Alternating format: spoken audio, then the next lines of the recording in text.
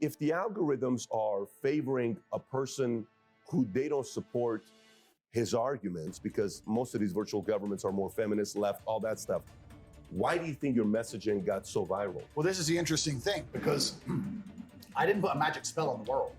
I'm not a magician. You're right. There's obviously a market for what I say. People talk about how I became the most viral person on the planet. I'll argue the point. Not only did I become the most viral person on the planet, I did it while being heavily shadow banned. They've known about me for a while. They've been trying to shut me up for a while. I've been shadow banned forever. So I became the most viral person on the planet with all the algorithms working against me. Unlike people like Logan who have all the algorithms working for them, against me. Because I'm resonating with people who are sitting there going, finally, this makes sense to me. This is how I feel inside. And this guy's finally talking about it. Everything else I consume is telling me to do things that just don't resonate with my truth. I'm only saying things that people agree with. So to chop my head off and try and delete me is asinine in and of itself, because there are billions of people out there, millions of people out there who feel the exact same way. This is what I was saying earlier, because, and once again, I'm assuming the social media companies have intellect and people who work for them who are intelligent. If they were smart, if I was a social media company, I would have come to me and said, listen, I would have had a board meeting and said, controlled opposition. And I would have come to me and said, Andrew, you have to correct your message. I don't want to delete you. You don't want to be censored. You have to say this way, this way, and slowly perhaps taper me down on certain subjects. That would have been smart. You think if they would have come to you and said, listen, we've been following you, buddy. Here's what we'd like. And I would also talk to them and say, listen, I understand I'm now the most viral person on the planet. I have to take responsibility for the things I say. The way I say things for a video that gets 300 views is different than the way I say things for a video that gets 3 million views. I respect that. Let's have a conversation. I'm not a loose cannon. I'm a logical actor. They could have done that, but they were emotional. Instead, they martyred me and chopped my head off. But that doesn't change anything, because there's millions and millions and millions of young men who think the same way I think.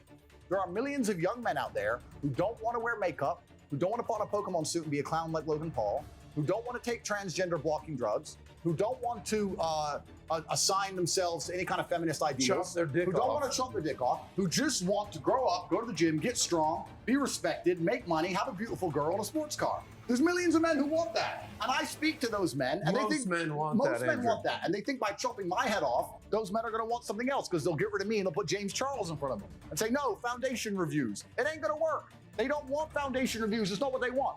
And it's truly crazy. They think that's gonna work in and of itself at all. You don't think it's going to work? I think I've proven that it's not gonna work. What's actually the most upsetting is this. I find it extremely hypocritical. And of all the things in the world, my pet peeves, the things that annoy me most are hypocrites. I find it extremely hypocritical that the system itself pretends it gives a shit about men's mental health. It will sit there and pretend it cares about all the men out there who are depressed, struggling, sad. But when I come along and tell them the only way I've ever found personally to be happy and contented, because I can only talk my personal story, is to become a man of status, to become successful, to go through pain, to use my trauma, to use the bad things that happened to me, to galvanize myself against attacks from the Matrix, as I've just proven I can easily weather. When I talk about men's mental health, they delete me. I thought you gave a shit about men's mental health. I'm the most popular man on the planet, and 90% of my content is not even about women. It's motivational and antidepressive. And you're gonna sit here and delete me saying that I'm bad for women. What about men? I thought you gave a shit.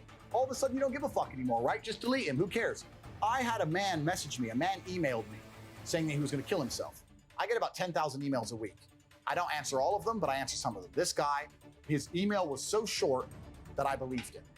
Subject was, I'm gonna kill myself. And the thing is, I know you won't reply. I'm gonna kill myself. I don't know what to do. That was the email. And I sat there and said, listen, my friend, I get a lot of emails. I don't know how serious you are. I want you to make me a promise. I'm gonna guess that you're not in the best physical condition you could be in. I want you to make me a promise that you're gonna get a six-pack first and send me a picture of you with a six-pack.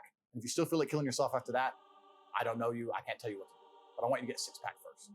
Email me back, we start going back and forth, etc., etc. I convinced him to get the gym. I said, get a six-pack, see how you feel. If you still feel like killing yourself, then I'm not telling you to kill yourself, I'm telling you that's what I would recommend. Start training. By the time he started sending me physique updates of him in a better condition, he started sending me huge emails of apology and thank you, saying you saved my life. I can't believe I was thinking of killing myself. You can't believe he changed. If that man would have emailed Logan Paul, would Logan Paul have given a fuck?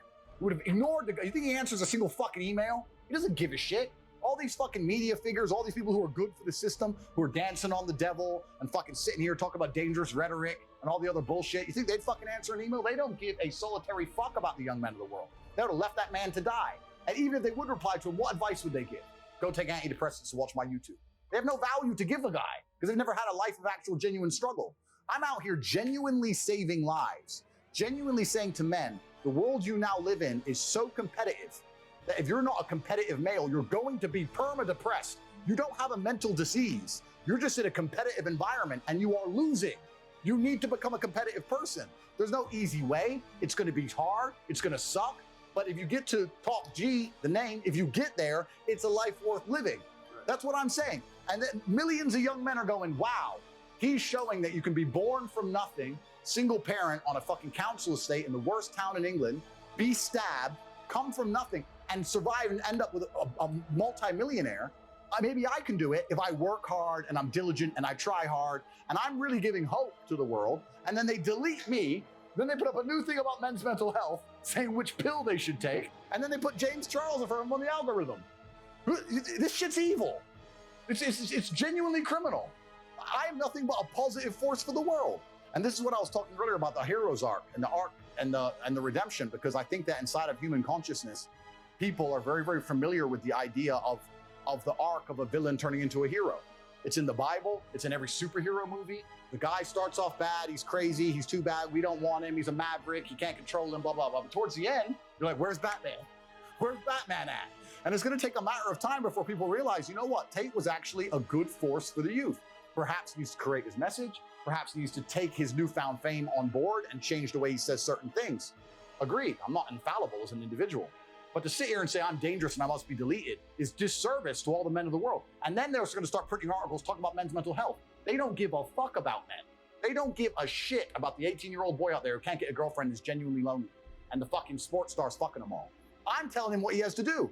I'm saying, listen, bro, of course the sports star's fucking them all. He's a G. You ain't shit. If you were a chick, would you choose you? Because I fucking wouldn't. So whose fault is that? The best thing about being a man is you get to build your character from the ground up.